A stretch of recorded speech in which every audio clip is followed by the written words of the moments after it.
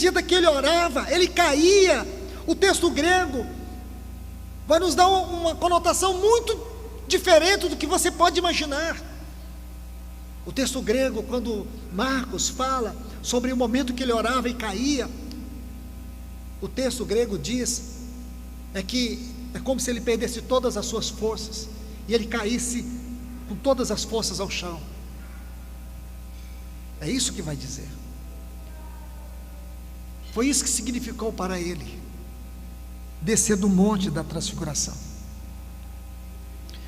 Sabe o que significou para ele descer do monte da transfiguração? Está registrado em Mateus capítulo 26, versículos 14 em diante, versículos 14 até o versículo 16.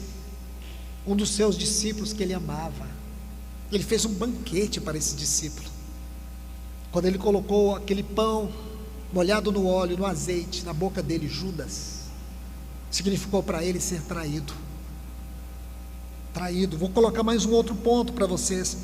Mateus capítulo 26, a partir do versículo 47. Sabe o que significou para ele descer daquele monte da glória? A prisão. Ele foi preso. Levaram o Senhor. Os guardas o prenderam. Prenderam ele. Rasgaram suas vestes. Tudo isso aconteceu com ele. Depois você vai ver o que significou para ele ter descido daquele monte.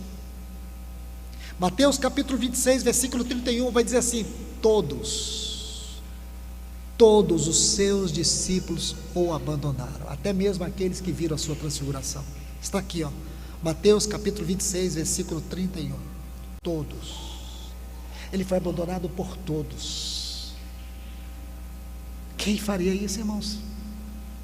Quem faria isso por você?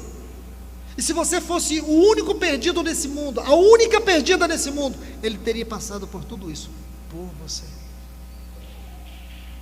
Olhe para isso. Foi o que significou para ele não ascender aos céus.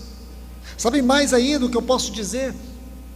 Ter deixado aquele momento de glória, aquele breve momento em que a glória da sua divindade se manifesta no seu corpo, diante dos discípulos. Ali estava Elias e Moisés falando sobre a sua partida. Isso para mim também é significativo, mas não quero entrar nisso. Mas irmãos, observe ter saído daquele momento de glória. Ele desfrutou, durante aqueles 33 anos que esteve aqui, ele desfrutou por um breve momento, um pouco daquilo que ele teve por toda a eternidade. E aí, irmãos, perdoe-me a minha maneira contemplativa de ver as coisas. Eu fico pensando, será que ele não teve uma profunda saudade do Pai, da glória que ele tinha antes?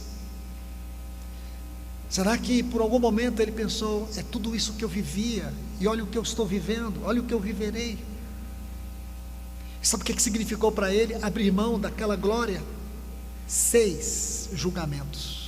6. Ele foi julgado primeiro na residência de Anás. Em João capítulo 18, você vai ver isso, os versículos 13 a 23. O segundo julgamento dele foi na casa de Caifás. Em Mateus capítulo 26, versículo 27, 57. Mateus 26, versículo 57 adiante. O terceiro julgamento foi em Lucas capítulo 22, versículo 66 em diante. Foi no Sinédrio, o terceiro julgamento. Terceiro julgamento. O quarto julgamento está escrito lá em Marcos capítulo 15, versículos 1 a 5. O quarto julgamento foi diante de Pilatos. O quinto julgamento foi diante de Herodes.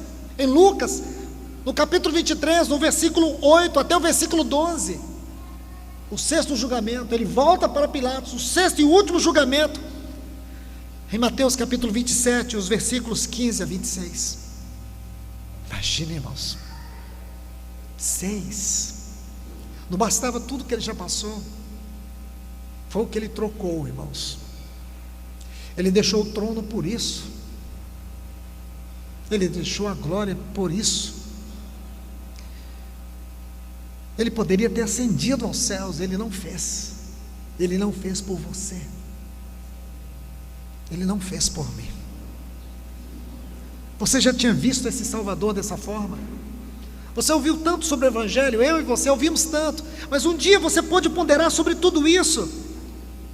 E não foram só esses 6 julgamentos e todos esses acontecimentos, ainda tem mais.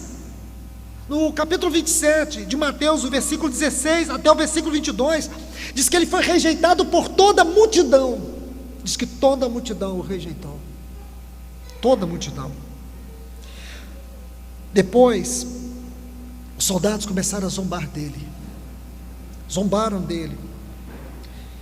Levaram ele para o pretório.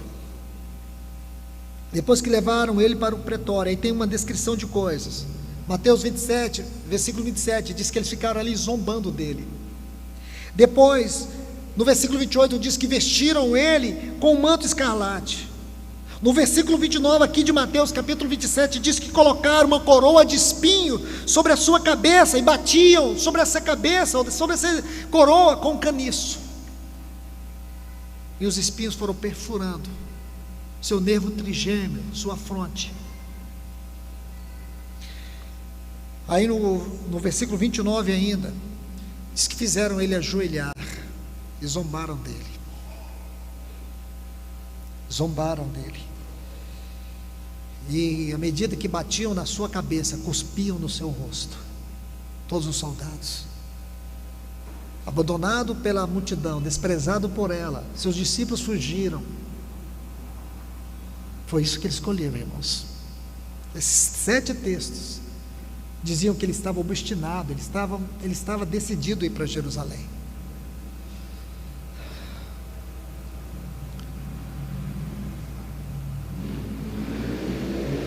Teve mais ainda.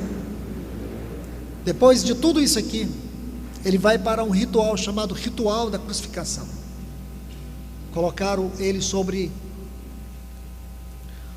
de bruço, ou voltado com as suas costas, e pegaram um flagelo. O flagelo era aquele chicote que os soldados usavam para o ritual da crucificação. Ele levou uma quarentena de açoites.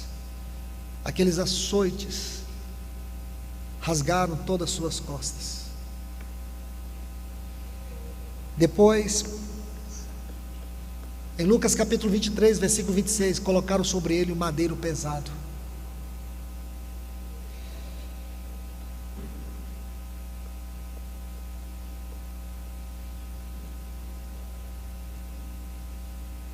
E lá na cruz, ele foi pendurado. E acontece para ele aquilo que mais talvez pesou tanto. Ali, lá no capítulo 27, o versículo 46 do livro de Mateus, Mateus 27, 46. Ele sente o abandono do Pai.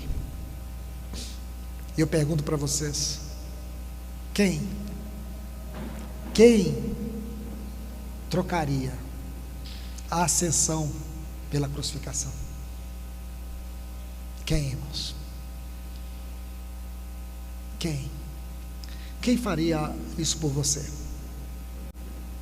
E quantas vezes nós reclamamos que não, às vezes murmuramos, resmungamos, às vezes vamos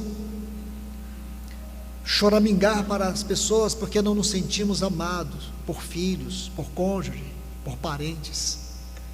Eu te pergunto: falta alguma coisa do amor de Cristo por você?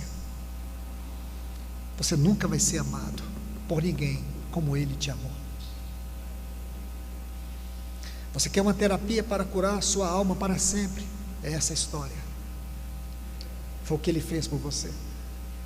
Ele trocou o trono pela cruz. Ele trocou a glória com o Pai pela cruz.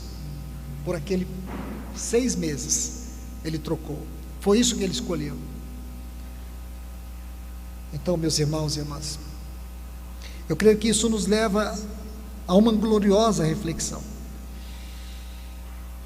Eu quero apenas ler alguns textos para nós terminarmos esta sessão.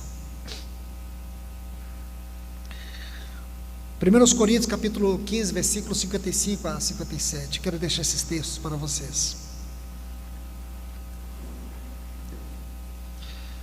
1 Coríntios capítulo 15, versículos 55 e 57 diz: onde está, o morte, o teu aguilhão?